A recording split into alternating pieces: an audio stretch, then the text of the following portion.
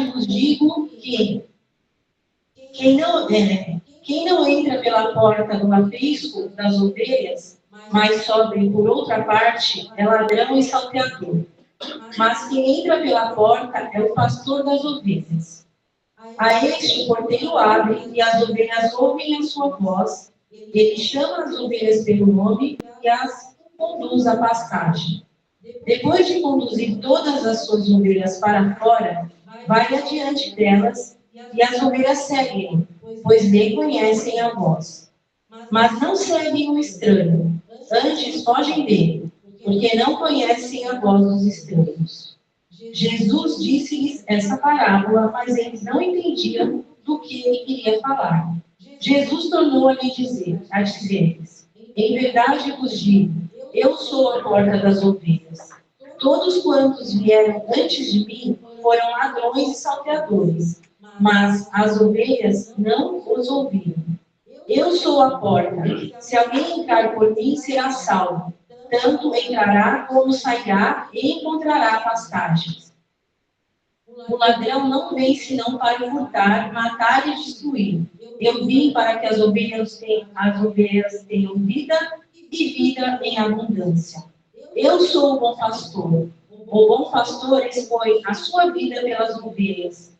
O mercenário, porém, não é pastor, a quem não pertencem as ovelhas. Quando vê que o lobo vem vindo, abandona as ovelhas e foge. O lobo rouba e dispersa as ovelhas.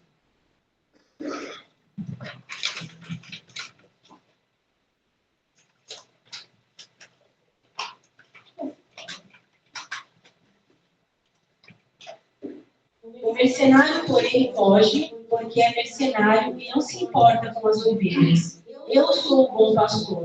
Conheço as minhas ovelhas e as minhas ovelhas conhecem a mim. Como meu Pai me conhece, eu conheço o Pai. Dou a minha vida pelas minhas ovelhas. Tenho ainda outras ovelhas que não são deste aprisco. Preciso conduzi-las também. E ouvirão a minha voz e haverá um só rebanho e um só pastor. O Pai me ama porque dou a minha vida para a retomar.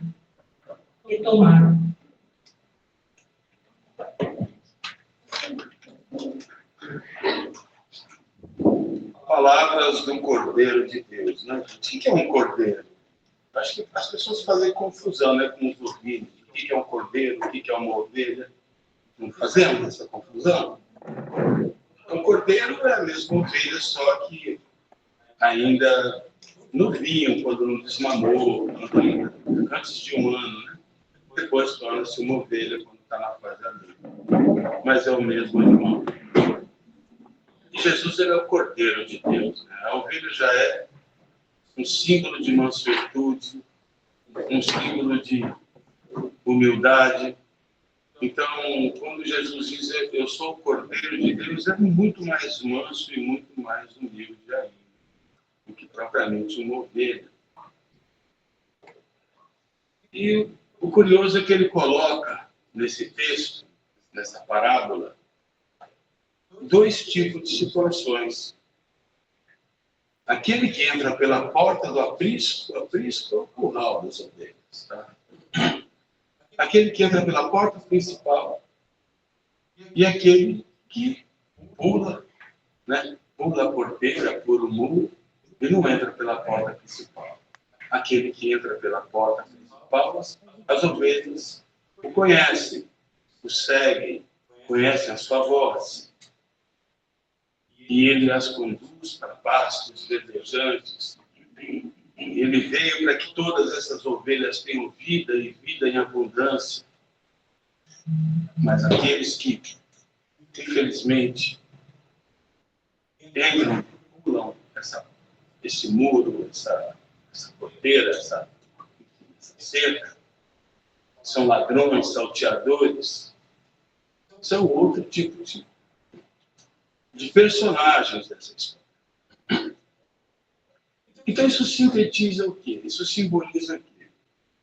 Simboliza o mundo que a gente vive, a realidade que a gente vive. O tempo todo a gente está sempre sendo vitimado por discursos, por falsos profetas, por pessoas que querem nos induzir ao erro, com conceitos e com valores que, ao invés de nos elevar, só nos destrói, só reforçam convicções negativas, só reforçam sentimentos, vícios e inclinações ruins que muitas vezes nós trazemos, reforçam a nossa revolta, o nosso ódio. E o pastor, aquele que entra pela porta principal, o discurso dele não é esse. É um discurso do perdão, da aceitação, da rendição, da compreensão. Enfim, é o discurso não da violência, da agressividade, mas o discurso da mansuetude. E a gente vê isso de forma muito rara hoje em dia, porque a gente é convidado a agir, a gente é convidado a se rebelar, a gente é convidado a ficar atrás de uma trincheira contra uma religião A, B ou C, contra uma política A, B ou C. A gente é empurrado para um campo de lutas. E nós não viemos aqui para lutar. A gente foi meio que programado para lutar. Igual o Rambo, né? Tem um filme dele que ele é programado para. A gente é meio Rambo. A gente vive uma vida assim absurda. E que a gente é metralhado o tempo todo por esse tipo de ideia. A ideia de que nós temos que nos posicionar contra, a favor, de que nós temos que escolher entre o certo e o errado, que nós temos que nos tornar juízes, que temos que julgar, que temos que apontar o dedo, que temos que selecionar, ter uma posição. Não. Isso é contrário ao discurso de Jesus. Jesus dizia, olha, vocês julgam de acordo com o entendimento de vocês. Eu a ninguém julgo. Então ele, como modelo, deixava claro que nós não estamos aqui para julgar ninguém, para decidir o que é certo e o que é errado, para abraçar um conceito, enfim, um pensamento, uma filosofia, que não seja essa. A filosofia da mansuetude. Porque só os mansos, segundo as bem-aventuranças que nós encontramos em Mateus, só os mansos herdarão a terra. Se vocês quiserem permanecer nessa terra, vão ter que desenvolver a capacidade de amar, de não problematizar, de não transformar as experiências da vida em algo dramático, em algo problemático, de não transformar o outro num problema, de aprender a lidar com a diferença, de aceitar o outro como ele é, de aprender a perdoar, de aprender a viver no mundo desarmado, sem a espada e o escudo que nos acompanha desde nossa ancestralidade. Então a gente precisa de um processo de desarmamento interno, porque a nossa alma está armada. Nós nos tornamos, de alguma forma, guerreiros, sem que possamos perceber. Nós estamos em luta. Em algum momento a gente vai perceber que a gente está no caminho errado, que não é por aí. E que isso faz parte de um treinamento mental, psicológico, emocional, que faz parte de um paradigma social, uma coisa que veio de forma atávica, de pai para filho, se renovando, e que a gente foi se entregando, foi se rendendo, e que muitas vezes, e que nós trazemos também essas inclinações e essas tendências de outras vidas. Então a gente tem que mudar isso. Tem que mudar isso e tem que conseguir fazer uma abstração desse tipo de discurso, desse tipo de pensamento, desse tipo de retórica que existe que, em todos os lugares, seja no meio religioso, no meio político, no meio, enfim, social, a gente está sempre sendo reforçado, sempre tentando reforçar a ideia de que nós temos que lutar contra isso, lutar contra aquilo. E nós não viemos aqui para lutar. Nós viemos aqui pelo contrário, para nos rendermos, E essa rendição significa que você está aceitando as proposições da vida, as experiências enriquecedoras que a vida está te propondo.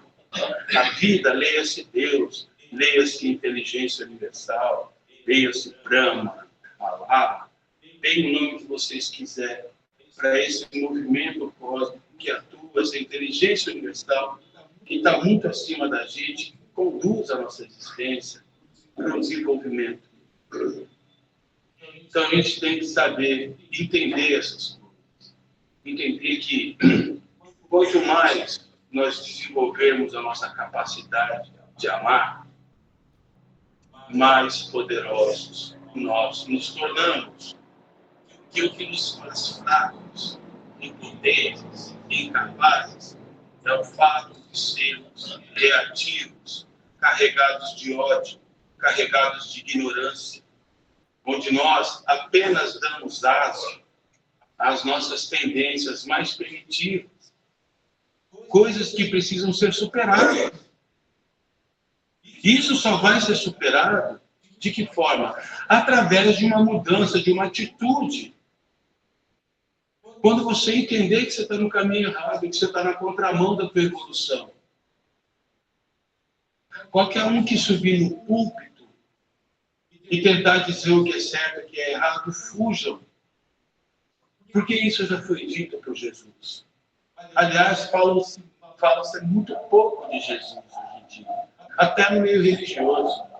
Eles preferem buscar amparo para suas inclinações beligerantes, agressivas, no Antigo Testamento, onde nós encontramos personagens que conseguem, de alguma forma, justificar o pensamento deles. Então isso é muito perigoso. Você deixa de falar de Jesus para falar de Davi, por exemplo. Que exemplo foi Davi? Para ser tão reverenciado no meio religioso. Um homem, uma espécie de um talarico da época, que assediou a esposa de um dos seus soldados, seduziu, e depois fez com que esse soldado fosse morto, para que ele pudesse ficar com essa esposa. Um homem que mandava centenas de milhares de filisteus para os fornos, para as olarias, porque não tinham de enterrá-los. Então ele preferia queimá-los vivos. Um homem que transformou o exército dos judeus, no exército mais sangrento da história, que passavam cidades inteiras no fio da espada, crianças, mulheres.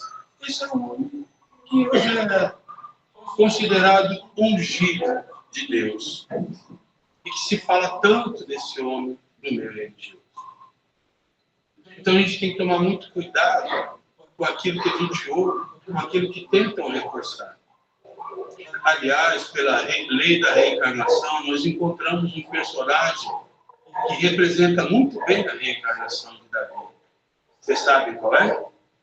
Quem arrisca? Hã? Exatamente. Hitler. Porque ele transformou aquele exército de judeus num exército agressivo, criminoso, de assassinos. Ele foi responsável por isso. Só que esse mesmo exército precisaria passar por um resgate. Então, esse mesmo exército, por ele, foi condenado a morrerem da mesma forma. Veja o que aconteceu nos campos de concentração com os judeus. Se eles não eram colocados em câmeras, para morrerem asfixiados, da mesma forma que fizeram com os filisteus. Então não adianta, a vida vai dar sempre um jeito de ajustar as coisas. Não tem um coitado, nem vítima, nem ruim, nem bom, nem nada. Existe a natureza como ela é. Quando a gente entende os movimentos da natureza, a gente consegue transpor esse campo de certo e errado. Aliás, Rumi, um poeta persa, dizia o seguinte: que existe um campo entre o certo e o errado. Eu só posso me comunicar com você além desse campo. Me encontrar com você além desse campo. Porque enquanto a gente estiver no campo do certo e do errado, não tem encontro. Existe luta, combate, dialética.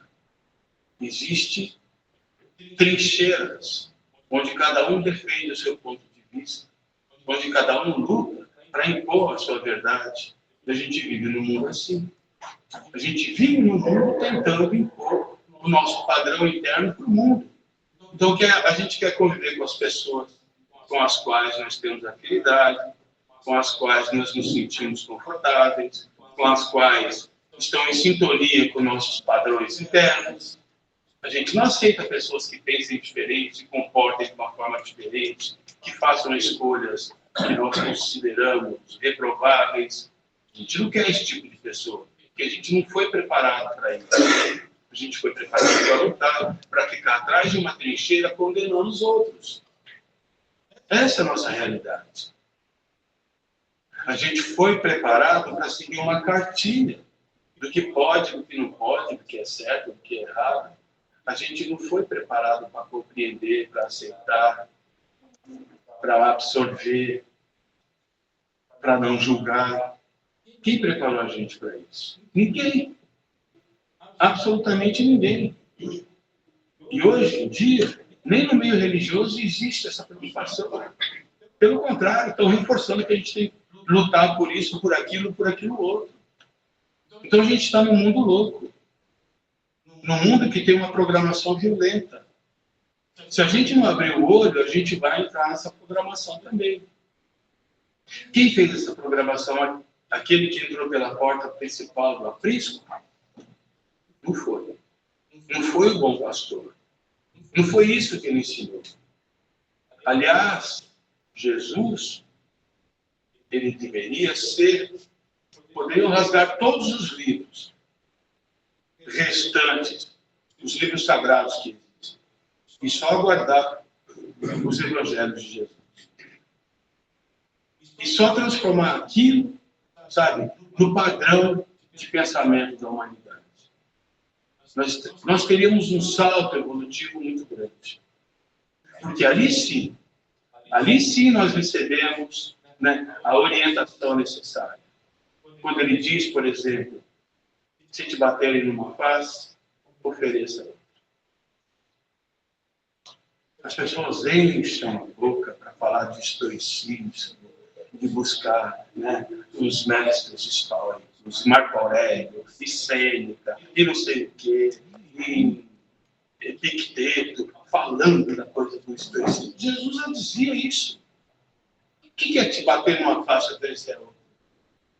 Isso só é possível quando você tem esse poder, quando você está nesse nível de poder, de compreender o outro, de não problematizar o outro, de não trazer dentro de si, sabe, esses dispositivos agressivos que são acionados de forma reativa diante das experiências da vida. Quando você se desarma de tudo isso, olha, nada mais te afeta. E as pessoas poderosas, elas não são afetadas por nada. As pessoas que se afetam são as pessoas frágeis.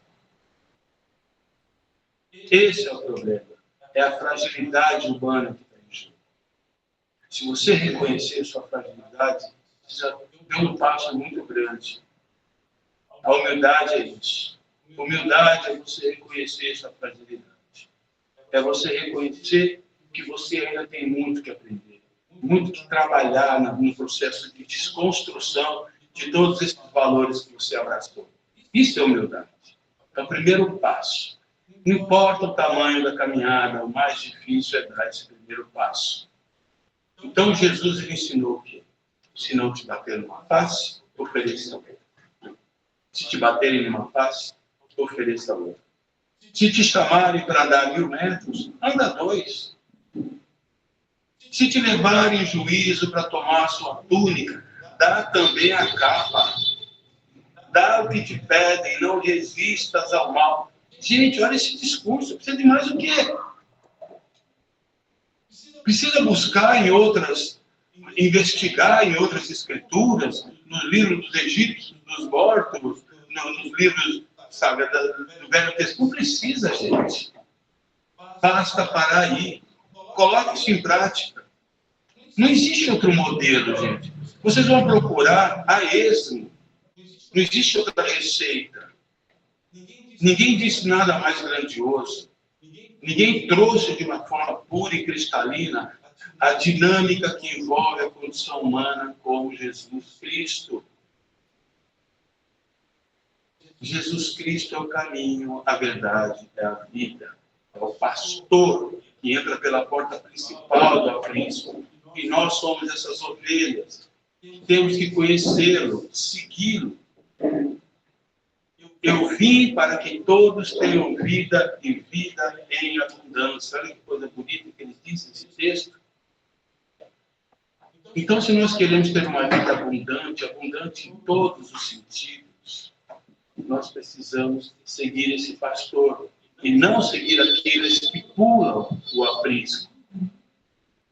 Ele disse uma coisa muito interessante também, não sei se dá tempo, que ele disse o seguinte, que ele tem que cuidar das ovelhas de outros apriscos também. Vocês pararam para pensar nisso? Está no texto. Que ovelhas de outros apriscos? Ora, o aprisco das ovelhas representa o planeta Terra. Isso. Outros apriscos, portanto, outros planetas. Então, veja só. Jesus vai receber não só aqueles que estão aqui, mas aqueles que vêm de outros planetas também. Vocês querem conhecer um extraterrestre? Querem? É muito simples. É muito simples. Se vocês quiserem conhecer um extraterrestre, cheguem em casa e olhem no espelho. Vocês acham que vocês são povos originários desse planeta? Não são. Ninguém aqui é originário daqui, gente. As raças que existiam aqui no início do planeta, né, os neandertais e coisas assim, não tem nada a ver com o ser humano. Com o estágio em que a gente está. Nós viemos para cá, para esse planeta, quando as condições estavam prontas para nos receber. Todos nós somos espíritos numa longa jornada evolutiva, passando por uma série de quedas e de crimes e de erros e disso e daquilo para chegarmos aqui e continuarmos do mesmo jeito, cometendo as mesmas idiotices, né? Os mesmos erros, indo e voltando para cá, até que sejamos degradados daqui, porque isso aqui está evoluindo e nem vai poder atender mais, né?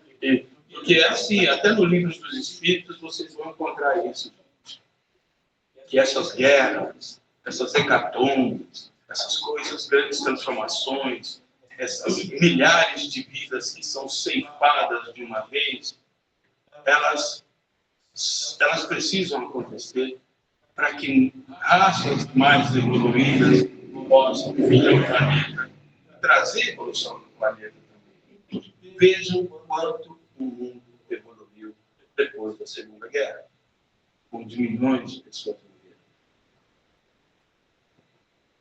morreram. Vejam o que se conseguiu de avanço de tecnologia. O mundo nos últimos 70 anos, vamos falar 50 anos, de 70 para cá, ele evoluiu muito mais do que em toda a sua história. Estão falando, agora está falando com um amigo meu, que trabalha comigo, de computador quântico. Olha o estágio que a gente está chegando. Um PC quântico em casa está sendo desenvolvido pela Microsoft, uma empresa aí que eu não lembro que ele me disse. Mas, enfim, já pensou o estágio que a gente está chegando? Então, as coisas estão num nível de evolução muito grande. Por quê? Porque, novos extraterrestres vieram para cá. Quem nunca se deparou com pessoas, talvez muitos aqui tenham essa sensação de dizer, tá, eu tenho um sentimento que eu não sou daqui. Alguém já passou por isso? Né? Eu não pertenço a esse mundo. E não pertence mesmo. Isso está no inconsciente. Isso está nos recônditos do nosso ser. Essa coisa de que porque a gente não pertence. Nós somos todos extraterrestres.